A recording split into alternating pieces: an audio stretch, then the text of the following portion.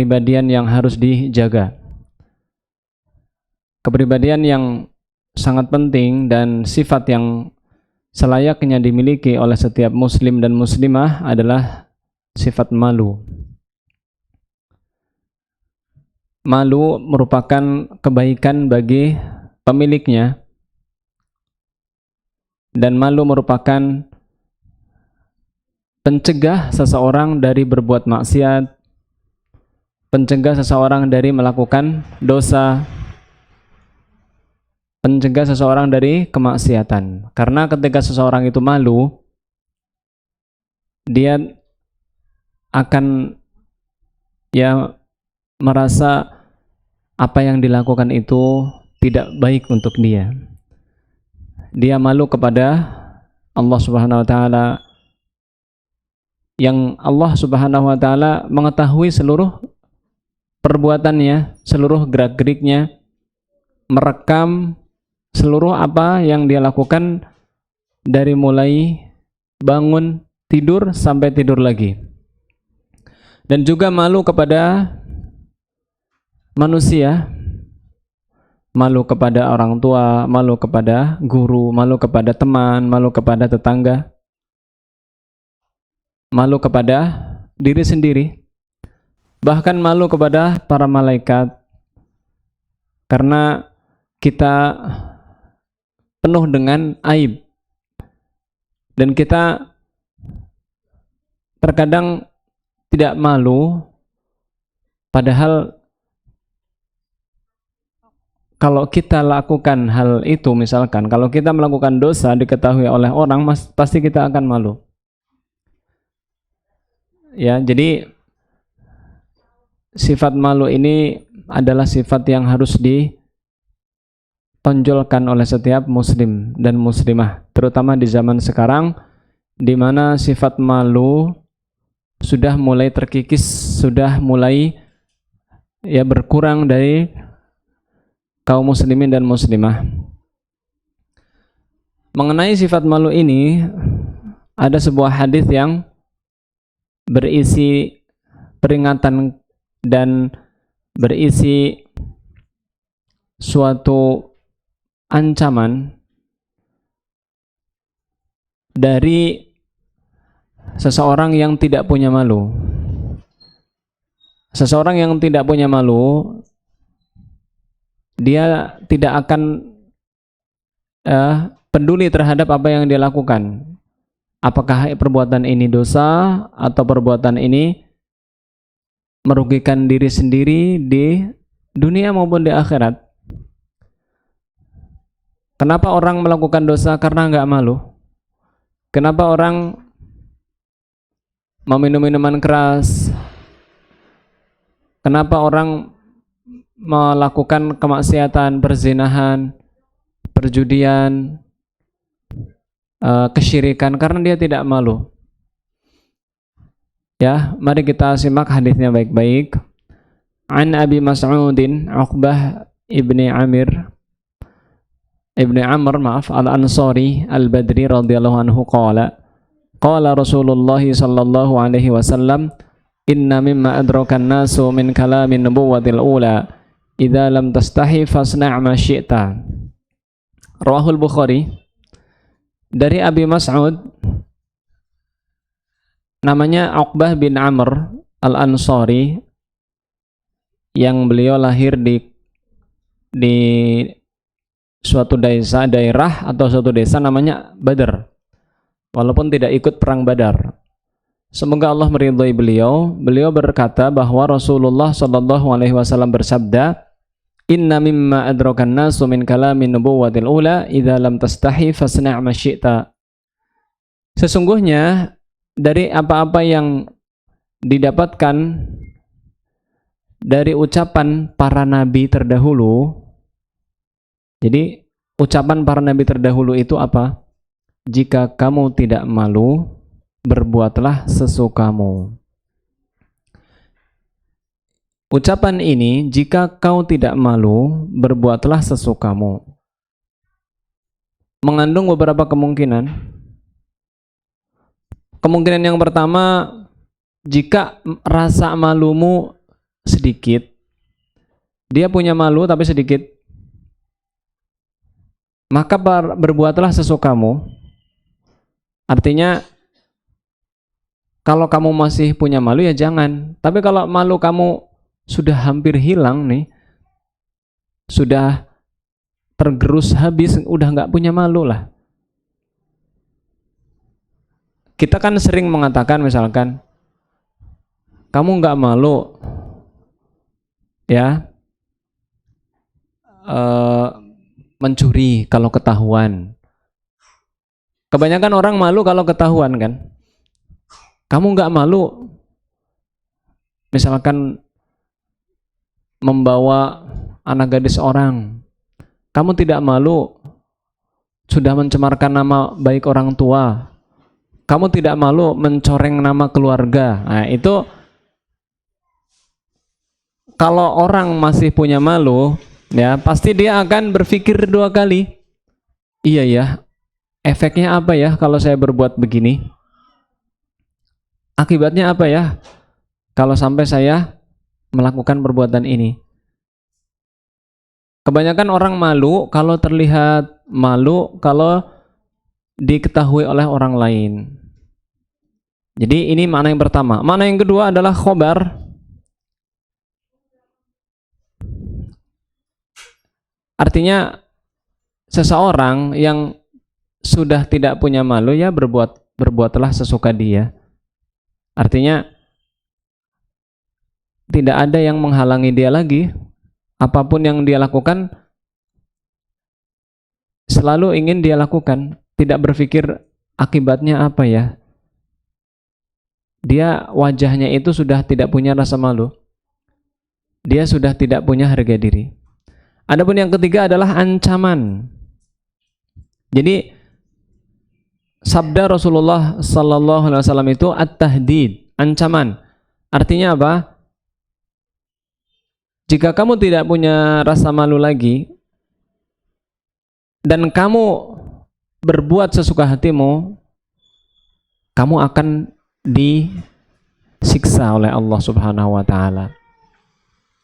Jika kamu sudah tidak punya rasa malu dan kamu berbuat sesukamu, ya sudah, tunggu saja Allah Subhanahu wa taala akan mengadab kamu, menyiksa kamu. Ini makna yang ketiga. Jadi ini makna yang benar. Artinya ini ancaman.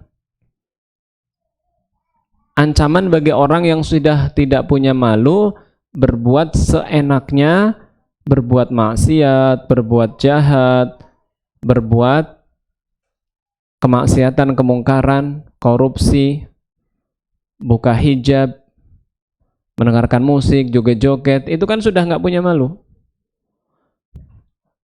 Menilap uang negara misalkan, berbohong, tidak mengakui perbuatannya, dan berbagai macam perbuatan yang menunjukkan dia tidak punya malu. Hadis ini sahih dan diriwayatkan oleh Imam Bukhari.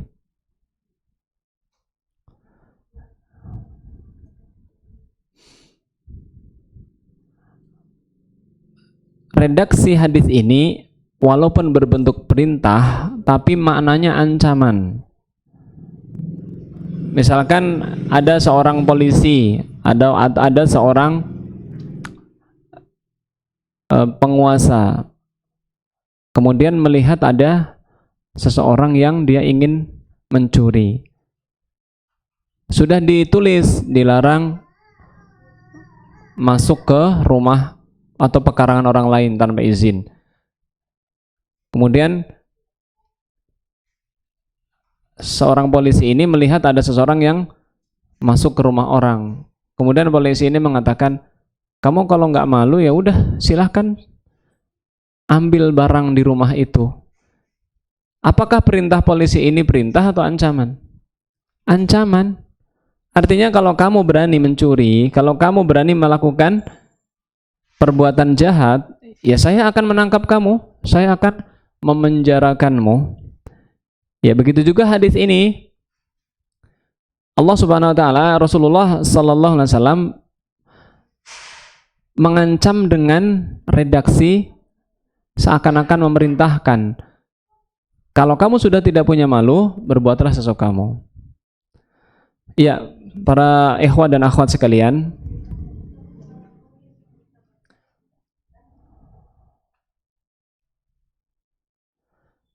malu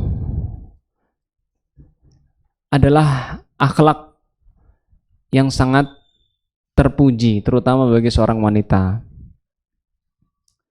Di dalam Al-Quran, Allah Subhanahu wa Ta'ala menyebutkan di dalam surat Al-Qasas, silahkan dibuka surat Al-Qasas, surat ke-28, bagaimana Allah Subhanahu wa Ta'ala mengisahkan tentang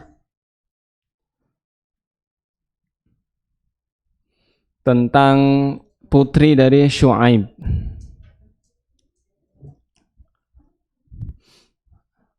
Ayat 25. Surat Al-Qasas ayat 25. Allah Subhanahu wa taala berfirman, فَجَاءَتْهُ إِحْدَاهُمَا تَمْشِي عَلَى اسْتِحْيَاءٍ قَالَتْ إِنَّ أَبِي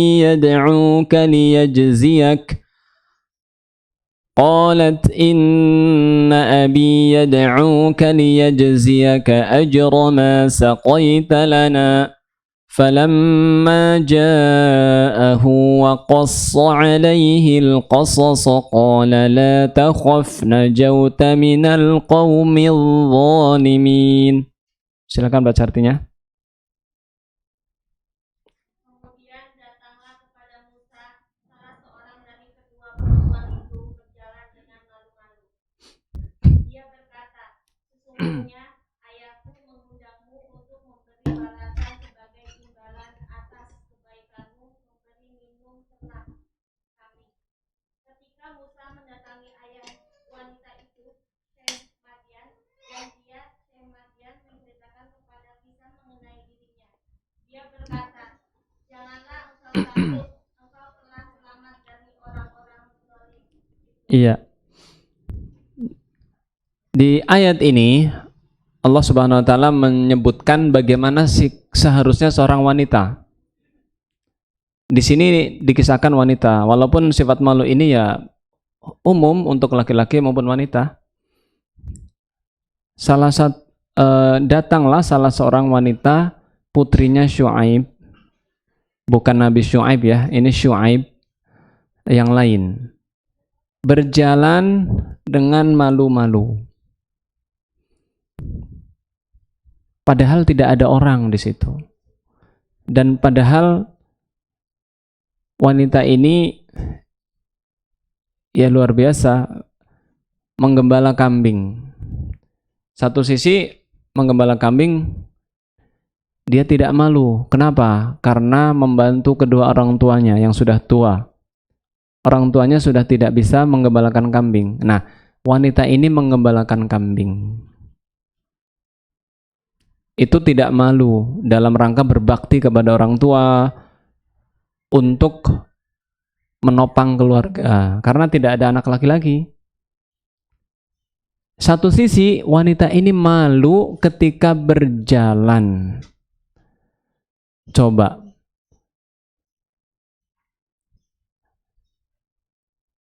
malu yang terpuji yaitu malu ketika dia berjalan. Bagaimana sih seorang berjalan yang malu? Ya artinya dia berjalannya itu penuh dengan ketenangan dan tidak dibuat-buat, tidak dilenggak-lenggok, atau tidak bercampur baur dengan laki-laki, tidak ingin dilihat orang. Malu-malu itu artinya jalannya itu minggir-minggir dan tidak ingin bercampur dengan laki-laki. Malu ya. Padahal cuman berjalan ya.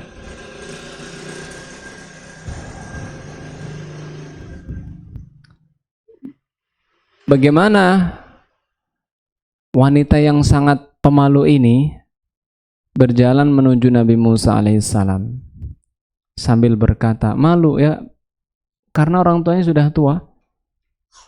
Ya, ini menunjukkan seseorang wanita kalau berbicara dengan laki-laki yang bukan mahram, hendaklah dia malu, jangan malah berani. Jangan malah dia nongkrong-nongkrong sama laki-laki, atau berani sekali dia.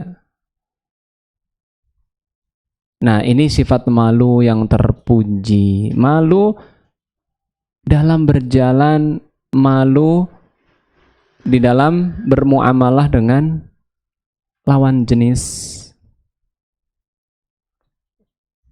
Nah, malu, ada kalanya seseorang malu karena fisik. Ada kalanya seseorang malu karena status sosial.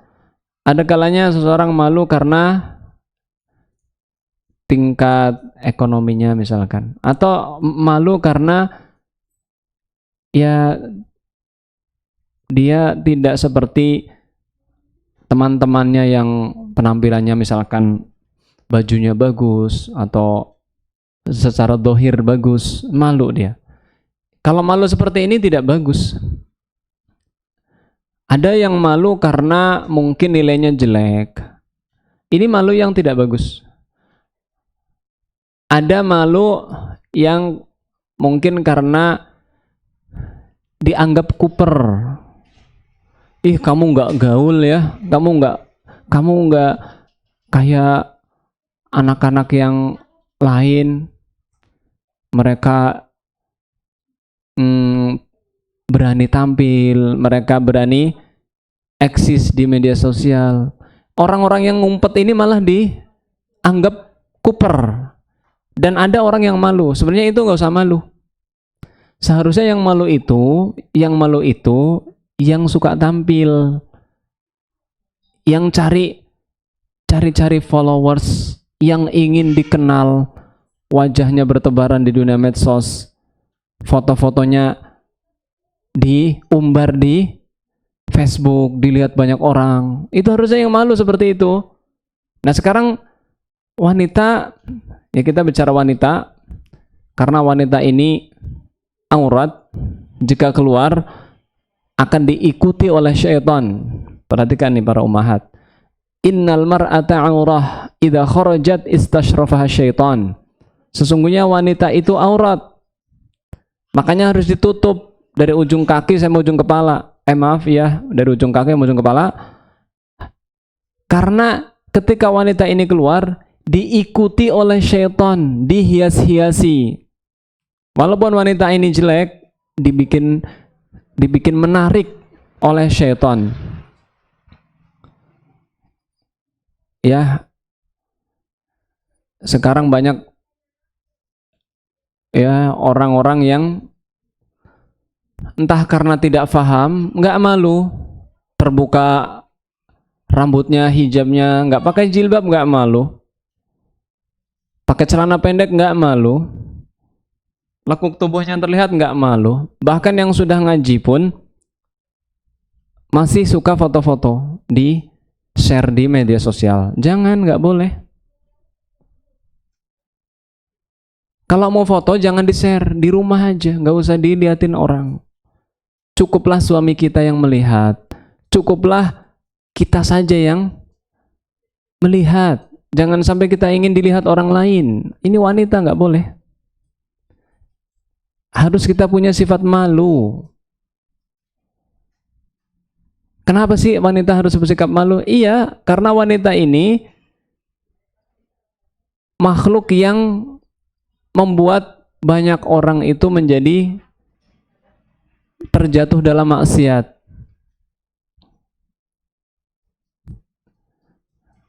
Sekarang coba, hampir semua iklan-iklan produk itu pasti ada wanita, padahal nggak ada hubungannya. Contohnya iklan mobil baru, yang ditampilkan apa? Wanita kan? Pakai jilbab wanitanya? Nggak bakalan. Kenapa kok para marketer, para pelaku bisnis ketika ingin melariskan dagangannya dengan menampilkan wanita? Kenapa? Karena memang wanita ini menarik supaya laku. Mobil truk, iklannya harusnya kan laki-laki yang jantan gitu ya. Tapi siapa yang nyetir? Wanita. Motor, apakah laki-laki motor? Wanita, buka-bukaan. Sudah nggak punya malu demi untuk mendapatkan uang. Ada lagi wanita karir. Bukannya di rumah mengurus anak dan menjaga harta suami atau keluar untuk menuntut ilmu, tapi malah bercampur dengan laki-laki. Rela dia membuka jilbabnya, rela dia pakai celana ketat, baju kaos ketat. Alasannya apa? Nyari uang. Apakah nyari uang harus melepaskan hijabnya? Apakah dia lebih memilih gaji 4 juta, 5 juta, tetapi dia berbuat dosa setiap hari yang itu bisa menjerumuskan ke dalam api neraka jahanam? Na'udzubillah min dzalik. Itu sebagian contoh ya. Ini bukan berarti semua wanita begitu. Ya ini wanita yang begitu ya, kita sebagai muslimah yang sudah mengetahui hukumnya, jangan suka begitu. Malu lah. Kita punya sifat malu. Perhatikan di dalam sebuah hadis yang lain, Rasulullah Shallallahu Alaihi Wasallam bersabda, "Idza abghadallahu 'abdan naza'a minhul haya'a." Perhatikan nih, introspeksi kita masing-masing. Jika Allah Subhanahu wa taala marah atau murka terhadap seseorang hamba, maka akan dicabut dari hamba itu sifat malu. Berarti orang yang sudah tidak punya malu itu orang yang paling dimurkai Allah, karena rasa malunya udah dicabut. Kalau kata orang sini, urat nadi malunya udah putus. Ngapain aja dia nggak malu? Baik mencari pekerjaan yang haram nggak malu, joget-joget, nyawer-nyawer nggak malu, pakai ya busana-busana ketat, you can see bikini dan sebagainya, nggak malu. فَإِذَا نَزَعَ مِنْهُ الْحَيَاءَ لَمْ تُلْقِهِ إِلَّا بَغِيضًا مُبْغَضًا. Jika sudah dicabut darinya rasa malu, maka dia tidak akan mendapatkan kecuali kemurkaan dan kemurkaan. فَإِذَا نَزَعَ مِنْهُ الْأَمَانَةُ نَزَعَ مِنْهُ الرَّحْمَةُ. Jika dicabut darinya amanah, maka dicabut darinya rasa rahmah. Perhatikan para ummahat, al-haya'u minal iman. Sifat malu sebagian dari iman. Malu enggak kalau kita itu ya berbuat jahat diketahui oleh orang-orang yang kita cintai? Malu enggak kalau kita dimasukkan ke penjara gara-gara berbuat pidana? Malu enggak? Malu. Nah sekarang malu enggak kalau kita nanti dimasukin ke neraka gara-gara kita berbuat dosa di dunia? Malu apa tidak kita seorang ibu nyuruh anaknya jilbaban tapi dia nggak pakai jilbab? Malu enggak? Malu. Malu enggak kita sudah dikasih rezeki sama Allah tapi malah nggak sholat, nggak bersyukur kepada Allah? Malu nggak? Malu. Kita saja nih, misalkan kita dikasih hadiah oleh orang, dikasih misalkan baju oleh orang lain, ternyata bajunya itu malah kita jadikan lap atau jadikan pel. Malu nggak kalau kita ketahuan sama yang memberi? Malu, kok bajunya nggak dipakai malah dibuat lap sih? Malu dong. Begitu juga kita malu nggak terhadap Allah Subhanahu wa Ta'ala yang sudah memberikan rezeki kepada kita, kok malah kita tidak menempatkannya sesuai dengan fungsinya? Malu lah. Ada seseorang ya melewati Nabi, seseorang melewati Nabi Muhammad SAW, atau Rasulullah melewati seseorang. Ada dua orang yang saling ya bercakap-cakap, kemudian salah satunya ini kalau kata kita membuli. Kamu jadi orang pemalu banget, ngapa-ngapain malu. Kemudian Rasulullah sallallahu alaihi wasallam bersabda,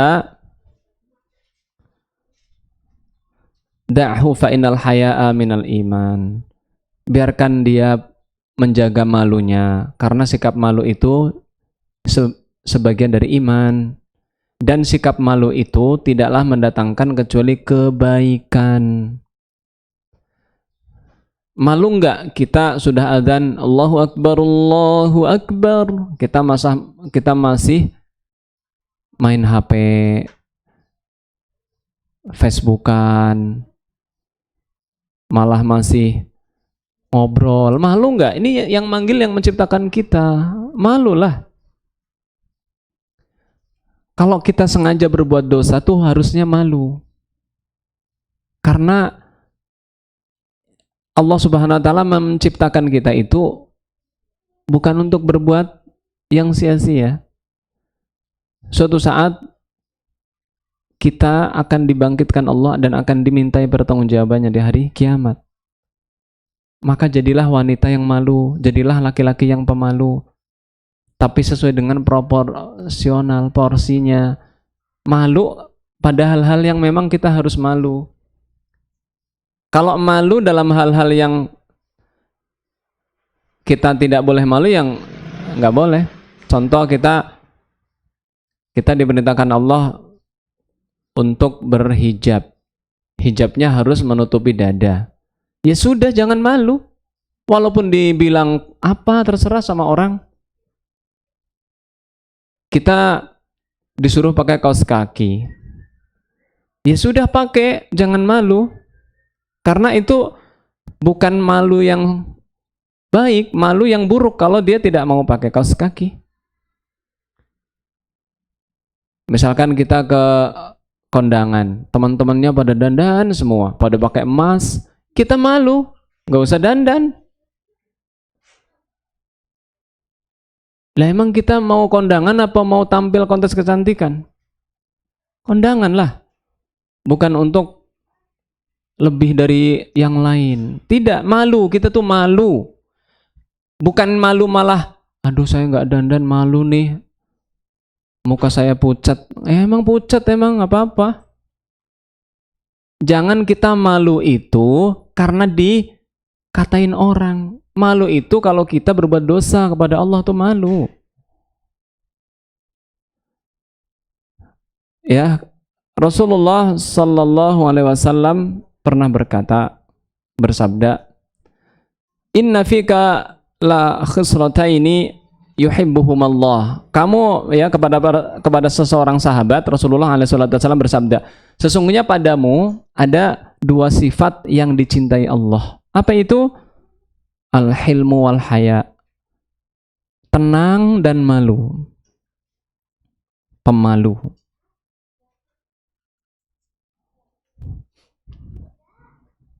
Pemalu, kita nggak bisa ngaji, malu ya. Kita belum paham masalah agama, tata cara ibadah, belum hafal juz amma, malu tuh harusnya. Tapi pernah nggak kita, ada orang itu malu karena belum hafal juz amma? Ada nggak yang begitu, para ummahat?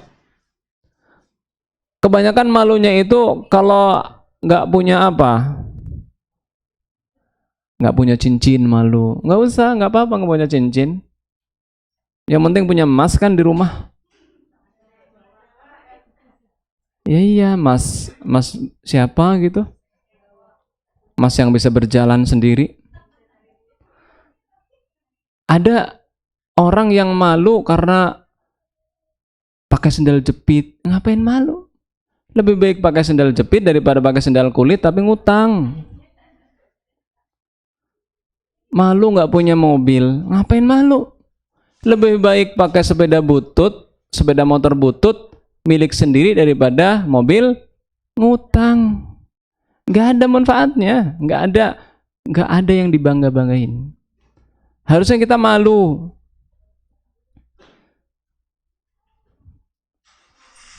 Kita nggak usah malu. Kita bajunya biasa aja, teman-temannya bajunya harganya mahal. Nggak usah malu. Yang penting kan nutup aurat. Daripada baju mahal-mahal tapi nggak bisa ngaji. Baca juz amma nggak bisa-bisa, malu harusnya. Jadi kita harus membedakan malu yang wajib, ada malu yang haram. Jadi malu itu ada malu yang wajib.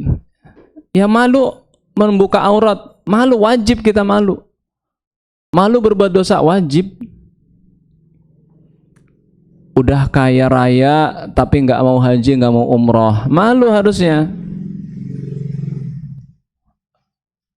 Dia mampu pergi ke gunung, panjat gunung, dia mampu camping di hutan, dia mampu melangkahkan kakinya ke berbagai macam tempat. Tapi kenapa dia nggak malu, nggak bisa ke masjid tiap hari, nggak bisa berjamaah? Di mana rasa malunya?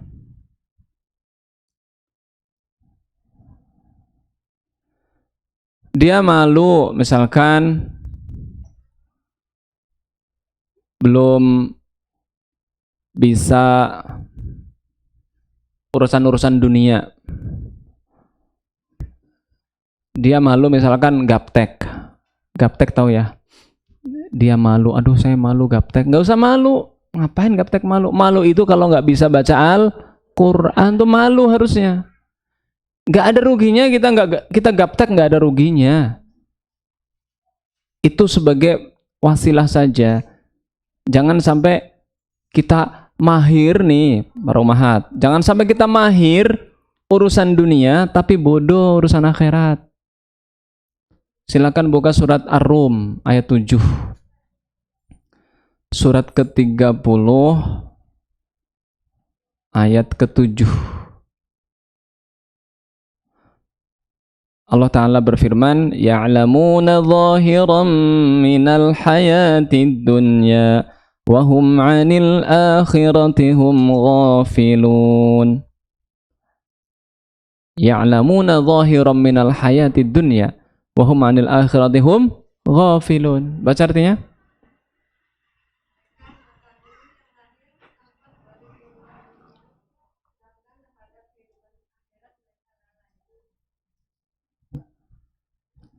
Iya, mereka di sini manusia umum, ahli dalam bidang dunia, bisa ilmu tentang apa, misalkan fisika, ekonomi, filsafat misalkan, atau mungkin bisa memainkan alat-alat musik, naudzubillah. Bisa nyanyi suaranya merdu misalkan, naudzubillah. Atau bisa ya memanfaatkan teknologi untuk mencari uang. Dia pinter memasarkan, dia pinter ekonomi, pinter akuntansi, pinter ilmu-ilmu tentang biologi, kedokteran misalkan. Tapi ya Allah ya Rabb, urusan akhirat dia nggak tahu. Tata cara wudhu yang benar nggak tahu, tata cara mengubur jenazah nggak tahu, tata cara mengurus jenazah nggak tahu, ngaji hukum idhar, ikhfa, iqlab, membedakan huruf sin sama shad sama dhad, dia nggak tahu. Ini hukumnya apa, ini hukumnya apa, dia nggak tahu. Kebanyakan orang sekarang tuh seperti itu, ahli dalam bidang dunia, tapi lalai dalam urusan akhirat. Jangan kita seperti itu para umahat. Kita harusnya apa? Pinter urusan akhirat, dunia ikut. Kalau kita pinter urusan akhirat, dunia dimudahkan Allah, walaupun kita nggak ahli.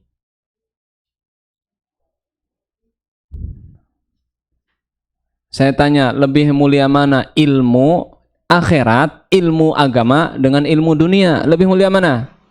Ilmu agama, ilmu akhirat itu pasti. Karena ilmu akhirat itu mengantarkan ke surga. Ilmu dunia belum tentu. Ilmu dunia bisa mengantarkan ke surga, bisa. Tapi lebih banyak atau ya sebagiannya itu justru menjauhkan dari akhirat. Contoh ilmu tentang ekonomi perbankan. Perbankan umum ya, bukan perbankan Islam. Apa yang dipelajari? Riba. Ilmu tentang obat-obatan, kimia, menjauhkan dari pengobatan Rasulullah SAW. Ilmu tentang mode, baju yang diminati, baju yang kayak gimana? Apa yang pakai jilbab gitu yang lebar? Enggak, pasti yang buka-bukaan. Jadi ilmu dunia itu kebanyakan menentang dan mencirikan atau membuat seakan-akan ilmu akhirat ini kuno. Ini persepsi orang-orang liberal. Ini anggapan orang-orang yang ya sudah terkontaminasi akal pikirannya oleh kaum liberalis. Nah, sekarang banyak komunitas-komunitas ya yang ditonjolkan itu duniawi semua. Komunitas apa contohnya? Sepak bola, moge. Mak-mak komunitasnya apa? Arisan, senam, ya enggak? Ngaku. Apalagi? Komunitas apa lagi? Sepeda. Komunitas mobil-mobil kuno. Ada lagi komunitas mancing mania. Ada lagi komunitas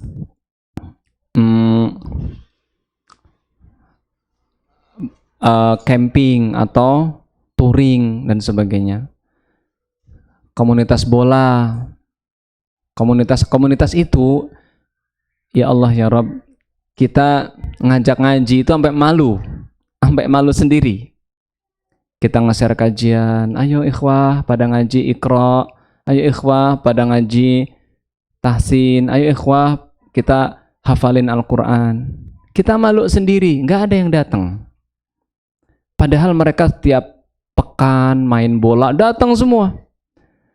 Mereka tiap pekan bisa bersepeda sampai ke jauh banget. Tapi untuk duduk ngaji, ngafalin Quran sejam aja nggak bisa. Ya Allah ya Rabb. Apa nggak malu mereka bisa meluangkan waktu untuk dunia? Sepatunya baru untuk main bola. Tapi pernah nggak dia beli kitab baru? Kitab nih, kitab Sahih Bukhari atau kitab ini yang saya pegang sekarang, kitab Jami'ul Ulum wal Hikam, Syarah Arba'in Nawawi. Pernah nggak dia berkeinginan bisa membaca kitab, berkeinginan bisa bahasa Arab, berkeinginan bisa mengenal manhaj Ahlussunnah wal Jamaah? Ya, memprihatinkan. Memprihatinkan.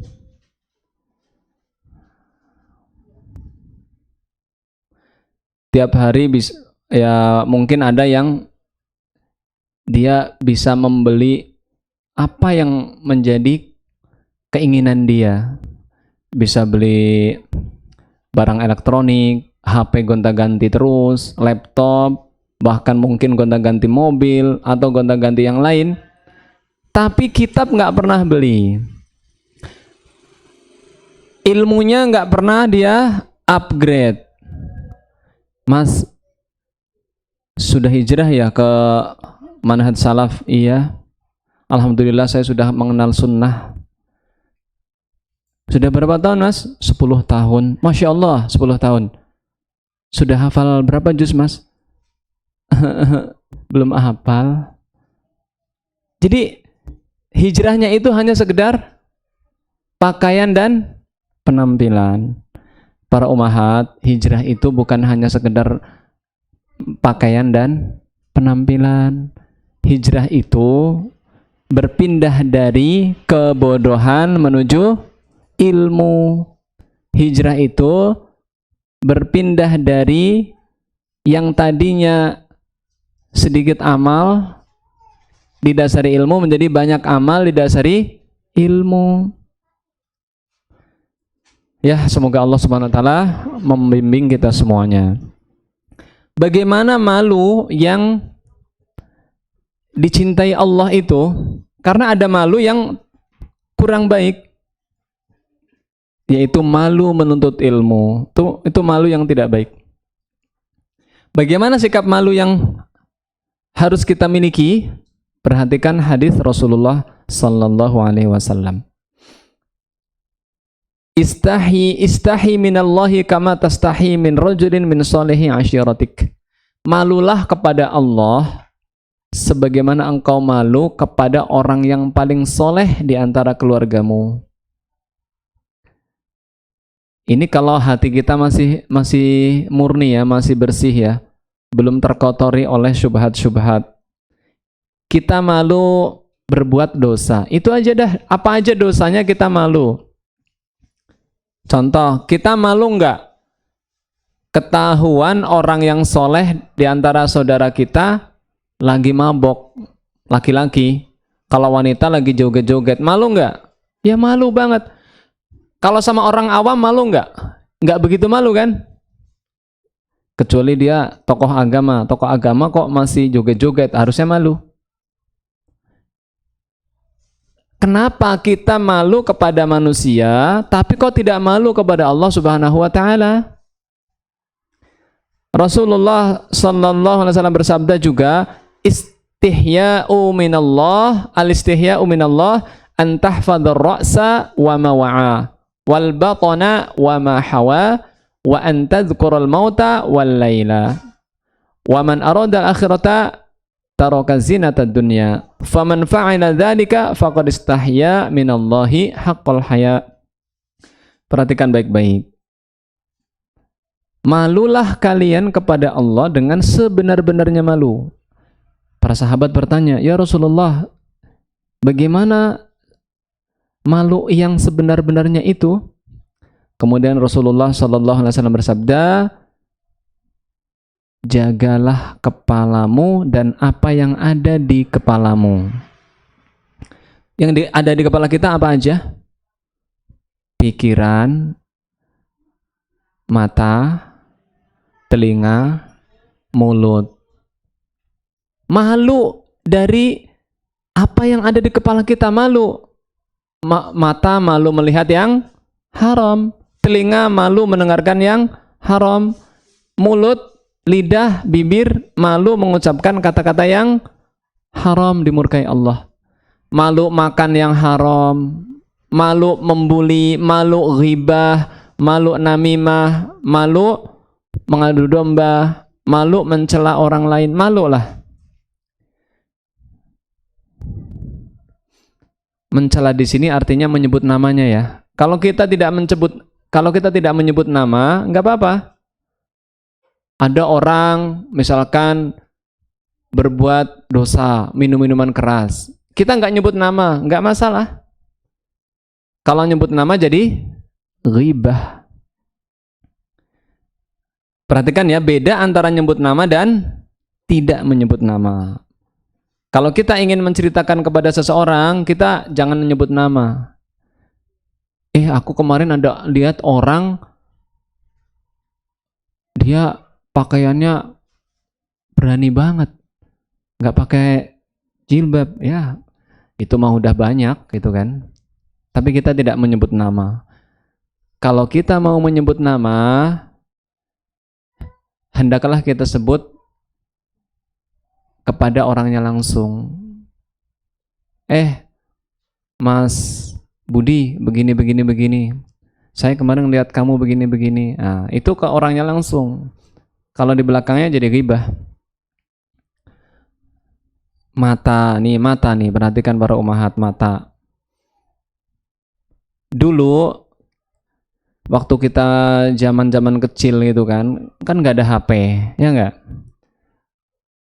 HP pun dulu cuman bisa apa? SMS. Ringtone-nya juga cuman apa?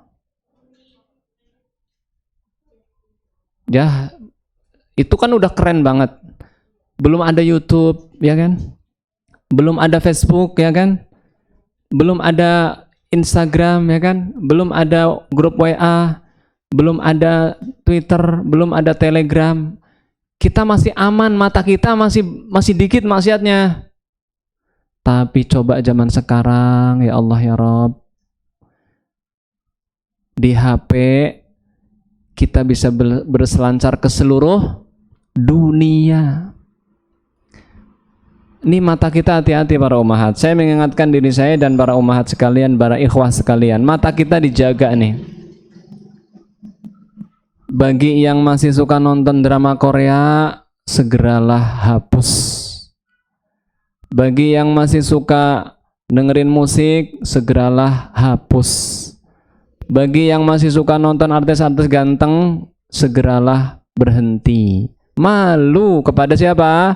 Allah. Allah Maha melihat. Walaupun suami kita nggak ngelihat, walaupun guru kita nggak ngelihat, ustadz kita nggak ngelihat, teman-teman kita yang soleh dan soleha nggak ngelihat. Kalau kita lagi ngelihat begitu, ketahuan teman yang soleh, malu nggak? Malu. Apalagi ini ketahuan siapa? Allah Subhanahu Wa Taala. Ini ya HP, hati-hati HP. Silahkan punya HP 1, 2, 3 silahkan. Yang penting ada fungsi penggunaannya. Dan hati-hati para ummahat yang mempunyai Facebook, ikhwah yang punya Facebook, jangan suka mengumbar gambar-gambar yang tidak ada manfaatnya. Kalau kajian silahkan, nge-share kajian silahkan. Tapi kalau foto kita jadi profilnya, walaupun pakai cadar, jangan.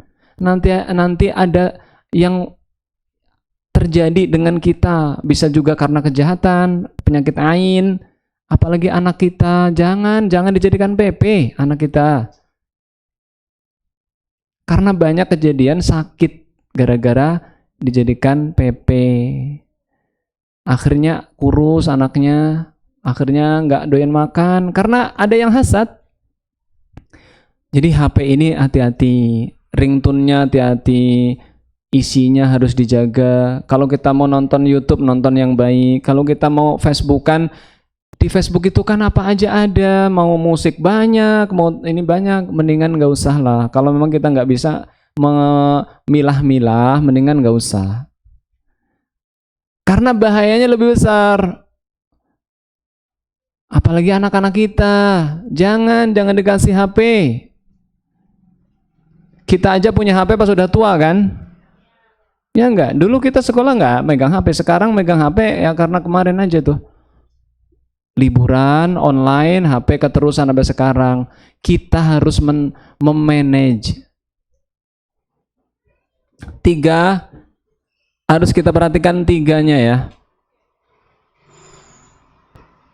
1, aplikasi. Perhatikan nih para ummahat. Kalau kita ngasih HP ke anak kita, 1 hati-hati, aplikasinya harus jelas. Anak kita ngeliat apa tuh di HP. Kalau ngelihatnya Kartun juz amma boleh. Ya kalau ngelihatnya film-film kartun yang ada hiburannya sedikit-sedikit nggak masalah. Tapi jangan sampai ngelihatnya musik, ngelihatnya film-film drama misalkan, sinetron misalkan. Aplikasi. Yang kedua, durasi. Waktunya, diperhatikan waktunya. Jangan anak kita seharian main HP terus, jangan. Kasih ya 15 menit. Udah habis itu ambil. Yang ketiga adalah ditemani. Jangan dibiarkan anak kita nonton HP sendiri. Ditemani. Ataupun kalau nggak ditemani, kita bilang, nah nontonnya ini aja ya, terus waktunya sekian, kalau udah kasih. Jangan dibiarin seenak anak kita, jangan. Malu. Anak itu titipan Allah. Jangan sampai kita menyanyiakan titipan Allah Subhanahu wa ta'ala.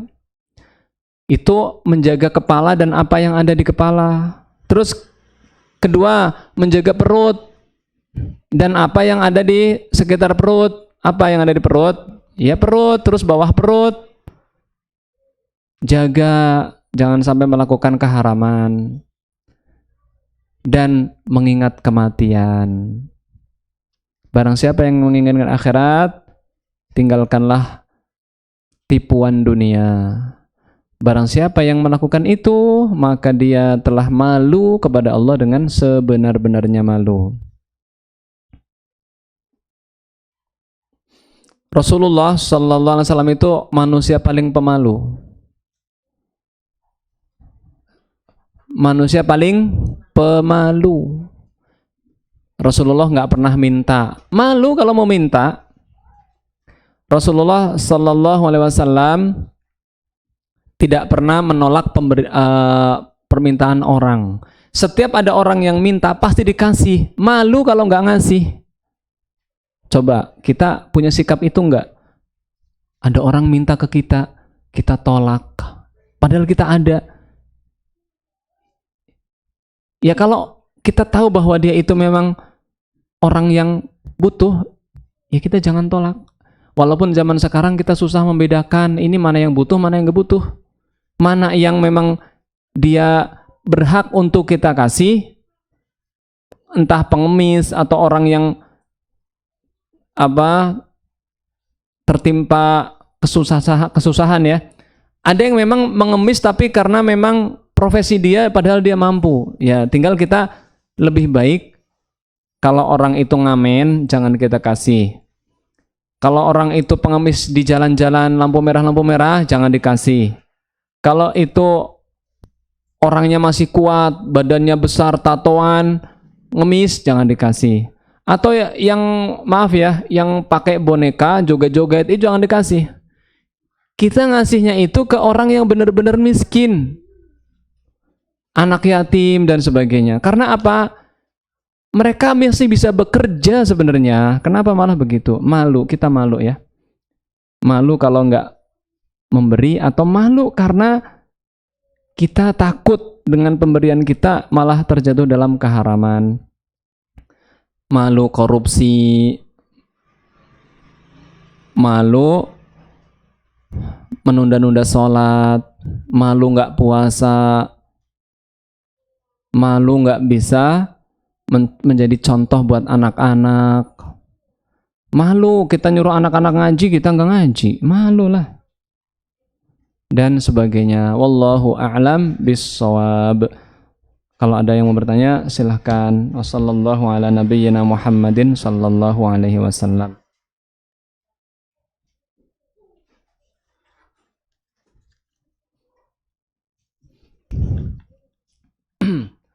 Bismillah, assalamualaikum. Anak masih SD sudah diajarin dagang di rumah, tapi suka bilang malu. Diajarin dagang biar lancar hitungan matematikanya. Bagaimana menanggapinya? Ya, kalau memang mau mengajari dagang secara praktek, misalkan nih kita lagi ada barang yang ingin kita jual, ya nggak apa-apa, kita bilang sama anak kita, nak, coba tawarkan ke teman-teman kamu, siapa tahu ada yang beli. Itu kan cara mengajari anak berdagang dan matematika, agar hitungan matematikanya lancar. Ya kalau kita memang ingin anak kita pintar matematika, ya kita ikutkan aja. Kalau kita nggak sempet mengajarinya, kita ikutkan aja les atau kita ikutkan bimbingan belajar. Kalau berdagang itu kan sekedar mengajarinya aja, bukan untuk malah menyibukkan dia dengan dagang. Kalau anak kecil itu kan lebih baik kita sibukkan dengan aktivitas-aktivitas yang berkaitan dengan Al-Quran. Ya boleh kita ajarkan sedikit-sedikit ilmu-ilmu hitung-hitungan, karena memang ini penting juga. Tapi lebih penting ajari mereka untuk lancar baca Al-Quran dulu. Karena lebih mulia mana? Anak kita hafal Quran tapi matematikanya biasa aja. Tapi anak kita jago matematika tapi Al-Qurannya nggak bisa. Lebih baik mana? Ya jelas lebih baik dia baca Al-Quran. Ya jadi kita ada porsinya ya. Porsi ngajarin matematika ya sekedarnya. Kalau matematika yang seperti pembagian-pembagian yang sudah sampai ribuan, pecahan-pecahan yang sudah sampai koma-koma itu, ya itu tidak terlalu penting ya. Kecuali mau jadi ilmuwan, tapi lebih baik jadi ilmuwan agama aja, jangan jadi ilmuwan matematika. Walaupun dia bakat di matematika, salurkan aja ke agama. Karena orang yang matematika berarti orang yang ya cepat paham gitu kan. 2. Afwan di luar tema, bagaimana mencuci baju di mesin cuci agar benar-benar tersuci dari najis? Yang penting najisnya sudah hilang. Nah, sebelum dimasukkan ke mesin cuci, usahakan bajunya itu direndam dulu dari najis yang menempel. Kalau sudah bersih, supaya apa? Supaya nanti di mesin cucinya itu sudah tidak ada najis. Jadi dibersihkan dulu, kemudian kalau sudah hilang air kencingnya atau najisnya, sudah nggak ada bau, sudah tidak terlihat bekas-bekas sisanya gitu ya, baru dimasukin ke mesin cuci. Yang harus diperhatikan kan, air untuk mencucinya suci, kemudian baju-baju yang dimasukin juga sudah suci, yaitu sudah suci dari najis. Jangan langsung ompol masukin ini masukin, ya ini dulu dibersihkan dulu. Bolehkah memakai baju brukat? Apa sih baju brukat? Kayak gimana sih? Kalau baju modelnya itu menarik dan justru menambah modis ya, maaf, penampilannya jadi tambah modis, cantik, ya mendingan gak usah. Para umahat, baju itu di dalam Al-Quran bukan untuk menjadi daya tarik, tapi membuat kita jadi nggak membuat orang lain tertarik untuk melihat kita. Itu tujuannya. Jadi kalau mau pakai baju gamis yang wajar, jangan yang pakai pernak-pernik, jangan yang pakai bunga-bunga, jangan yang pakai manik-manik segala macam. Warnanya juga jangan mencolok. Nggak tahu brukat seperti apa.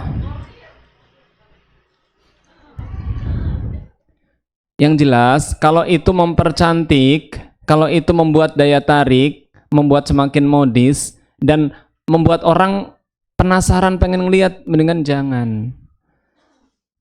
Kalau mau pakai baju-baju yang menarik di depan suami,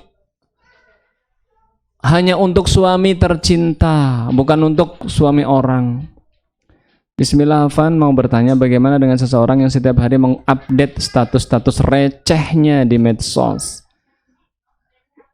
Gope, cepek, 1000. Contohnya dia mengupdate status tentang dirinya dan keluarganya. Oh, kirain uang receh. Ini status-status receh. Seperti ketika sedang jalan-jalan membeli barang-barang baru atau tentang prestasi-prestasi anak-anaknya di sekolah sehingga terkesan pamer dan norak. Syukron atas jawaban. Ada yang kerasa nggak ya? Ada yang tersungging nggak ya? Alhamdulillah kalau tersungging. Jadi begini para ummahat, kalau kita mau berbagi kebahagiaan,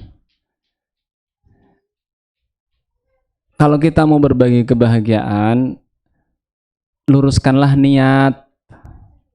Luruskanlah niat. Niatnya apa dia status? Kalau niatnya seakan-akan dia bahagia, Masya Allah bahagia. Apakah bahagia itu dengan mengekspos diri dan keluarganya? Jadi luruskan niat dulu nih, saya update, niatnya apa? Ya kalau misalkan dia lagi ingin status, tapi niatnya memang sekedar untuk apa? Sekedar untuk menampilkan kebahagiaan tentang desa atau tentang tempat wisata. Ya kita menunjukkannya tempat wisatanya aja. Di foto nih. Tapi ada pesan-pesan, perhatikan ya. Itu yang main lato-lato siapa sih? Diamankan dulu lato-latonya. Kalau dia ingin berbagi kebahagiaan dengan keindahan alam, sambil ada pesan agama, bersyukurlah atas nikmat Allah, kita bisa menikmati indahnya alam. Kebanyakan kan bukan alamnya, dianya. Kebanyakan bukan alamnya tapi dianya. Ya, kalau misalkan nih ada study tour sekolah untuk laporan ke wali murid, ya nggak apa-apa di foto. Murid-murid sedang ada di Dufan, sedang ada di TMII, ya nggak apa-apa. Tapi sekedarnya, misalkan laporan musibah, kita menyampaikan musibah, kita untuk laporan nih supaya yang berdonasi tahu kita sudah menyampaikan, ya nggak apa-apa. Tapi kalau tujuannya untuk apa ya, pamer atau kayaknya lagi healing kata dia. Padahal healing itu artinya baru sembuh dari sakit. Berarti dia selama ini sakit dia. Baca di kamus, healing itu apa sih? Istirahat dari sakit. Oh, berarti dia selama ini sakit dia. Ya sekali-kali nggak apa-apa, tapi alamnya aja. Karena yang lihat status kita kadang-kadang kan bukan wanita, kadang-kadang laki-laki. Apalagi misalkan dia nyimpen nomor laki-laki misalkan, nyimpen nomor laki-laki. Nah, laki-laki itu ngelihat status dia. Dia lagi jegang, dia lagi apa sih, bergaya, kakinya kemana, kepalanya kemana. Lebih baik jangan kalau begitu. Saya nggak tahu loh. Iya, ini kadang-kadang ada kan yang gayanya begitu, kakinya miring ke sana, kepalanya miring ke sana. Atau dia sedang main ayunan, main apa. Ya itu boleh-boleh aja dia main, silahkan. Mau foto juga silahkan, tapi janganlah, jangan dipamer-pamerin gitu. Karena yang lihat status dia bisa jadi laki-laki.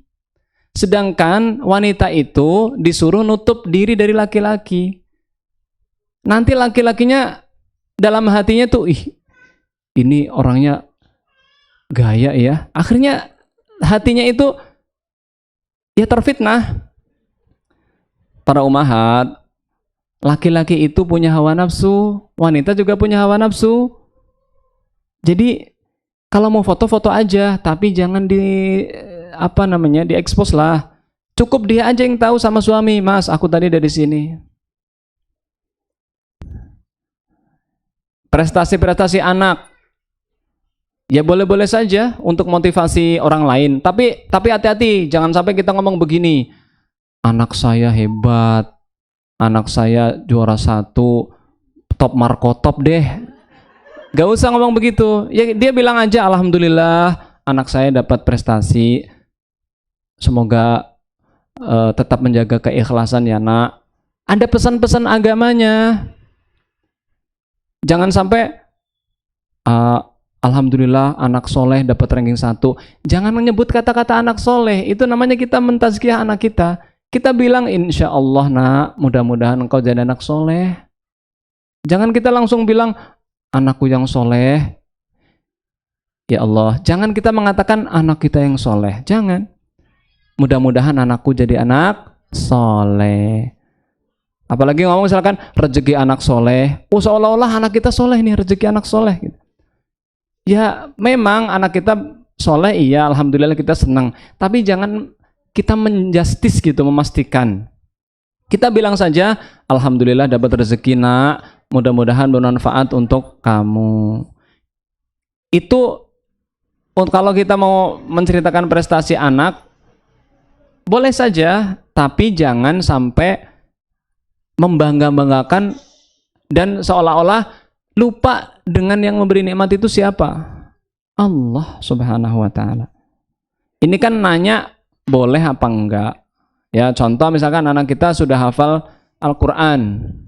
Sudah hafal Al-Quran, ya boleh saja kita bilang alhamdulillah anak saya sudah hafal. Semoga anak-anak kaum muslimin juga pada hafal. Semoga terus menjaga istiqomah. Enggak apa-apa. Asalkan jangan ada niat pamer dan membanggakan diri, jangan. Jalan-jalan. Ya yang difoto jalannya aja, jangan kita. Kan jalan-jalan, jalannya aja yang difoto. Membeli barang-barang. Membeli barang. Ya kalau barang itu memang penting, ya nggak apa-apa dibeli, difoto, ya nggak apa-apa. Tapi kalau untuk status-status begitu, khawatir nanti ada yang hasad.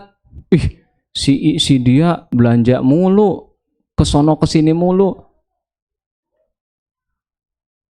Terus lama nggak update dia. Oh berarti dia nggak lagi jalan-jalan tuh. Ketahuan tuh dia lagi nggak jalan-jalan tuh kalau dia nggak status terus. Ketahuan lagi nggak punya duit tuh. Status kayak gitu cuman sebulan sekali. Oh berarti punya duitnya sebulan sekali doang. Ya lebih baik kalau mau foto-foto silahkan, tapi jangan di statusin tiap kesono kok status terus. Ya ada kalanya lah, tapi ya jangan terus, karena kita itu kadang susah untuk menguasai hati. Susah untuk meluruskan niat itu susah. Susah untuk meluruskan niat, berat. Izin bertanya, Allah tidak butuh perantara dalam berdoa kepadanya. Maksudnya apa? Iya, kita kalau mau berdoa, langsung saja berdoa kepada Allah, tidak usah pakai perantara orang yang sudah mati atau perantara malaikat, perantara nabi yang sudah meninggal dunia. Ini namanya kan tawasul atau wasilah. Allah Ta'ala berfirman apa? Wa qala rabbukum ud'uni astajib lakum. Dan Allah berfirman, berdoalah kepadaku. Jadi nggak butuh makhluknya untuk menjadi perantara. Yang salah adalah kita misalkan berdoa dengan bertawasul kepada Nabi Muhammad. Ya Rasulullah, sampaikanlah hajatku kepada Allah. Ini nggak boleh, perantara dengan Rasulullah yang sudah meninggal, perantara dengan Syekh Abdul Qadir Jailani, perantara dengan wali-wali yang sudah meninggal dunia. Tidak boleh dengan perantara itu yang dimaksud. Perantara yang boleh itu 3, apa aja kemarin? Perantara yang boleh kita berdoa apa? 1, perantara dengan Al-Asmaul Husna. Perantara itu kan artinya tawasul. Kita kalau mau berdoa kepada Allah sebut namanya, ya Rahman, ya Rahim, ya Aziz, ya Jabbar, ya Razzaq, ya Alim, ya Sami', ya Basir, ya Latif, ya Ghani, ya Mughni, ya Mukrim. Yang kedua, bertawasul dengan doa orang soleh yang masih hidup. Itu boleh. Kita datang ke ustadz, kita datang ke kiai, orang alim, kita minta, Pak Ustadz doakan saya ya supaya begini. Nggak apa-apa, boleh. Tapi lebih baik doa sendiri. Yang ketiga, berdoa dengan menyebutkan amal soleh yang dulu pernah kita lakukan. Dulu pernah kita lakukan. Tapi amal ini amal yang soleh dan amal ini amal yang istimewa. Kalau sekedar amal yang maaf ya, yang amal-amal biasa yang kurang istimewa ya bisa saja, tapi lebih baik amal yang istimewa. Istimewanya apa sih? 1, amalan itu berat. 2, amalan itu ikhlas. 3, amalan itu jarang bisa dilakukan oleh orang lain. Kita boleh bertawasul dengan amal soleh yang istimewa yang dulu pernah kita lakukan. Entah kapan, yang penting sudah berlalu, setahun yang lalu, 5 tahun yang lalu, 10 tahun yang lalu. Itu, kita sebut amal itu, ya Allah, saya dulu pernah membebaskan hutang orang 10 juta. Tuh. Sebut, kalau memang amal itu ikhlas karenamu ya Allah, hindarkanlah hamba dari mara bahaya ini. Nah, itu namanya berdoa kepada Allah dengan perantara yang boleh. Ya, demikian. Wassallallahu ala nabiyyina Muhammadin sallallahu alaihi wasallam. Subhanakallahumma wa bihamdika asyhadu an la ilaha illa anta astaghfiruka wa atubu ilaik. Assalamualaikum warahmatullahi wabarakatuh.